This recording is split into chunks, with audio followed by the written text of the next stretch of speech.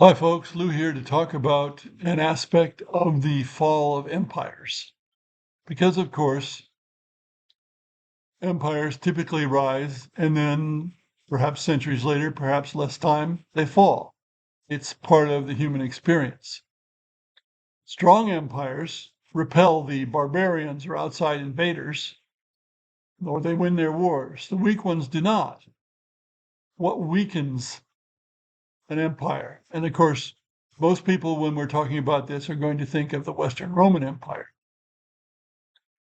A big contribution to the weakening of the Western Roman Empire is thought to be plagues. They greatly reduced the population.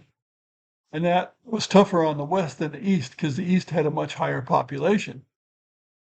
The East had much more in the way of cities, and cities have always been population sinks.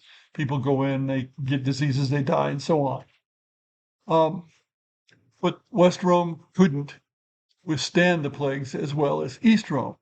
And I'm comparing the two because we have to remember East Rome lasted another 1,000 years, more or less, after the fall of the Western Empire. Another problem weakening Rome and weakening many empires was civil wars, and these usually result from a failure of succession. In other words, there's not a clear succession, or the person who succeeds is a weak person or a child, and we end up having a civil war over it.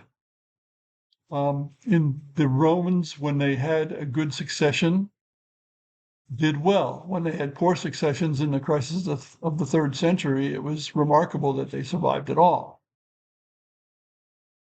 And of course, there are other reasons that people suggest. I mean, Gibbon, the famous writer, blamed Christianity, but there was Christianity in both sides of the empire, and one side went away and the other one didn't.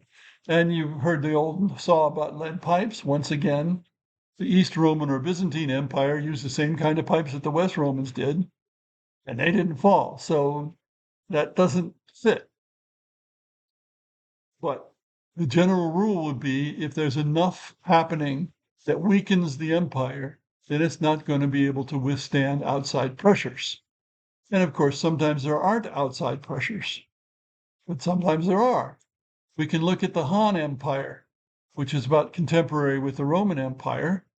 And when they were doing well, when they were strong, they could fight off the barbarians and even go out there and kick their butts.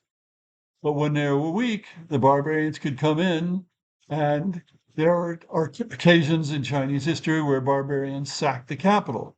Even the Tibetans, as I recall, sacked the Roman capital at one time, because the Tibetans were quite a strong force at one time. But that's more than 1,000 years ago. So the general rule would be it's not the outsiders that weaken the empire, it's events inside the empire that weaken it so they can't resist the outsiders. Thanks for listening.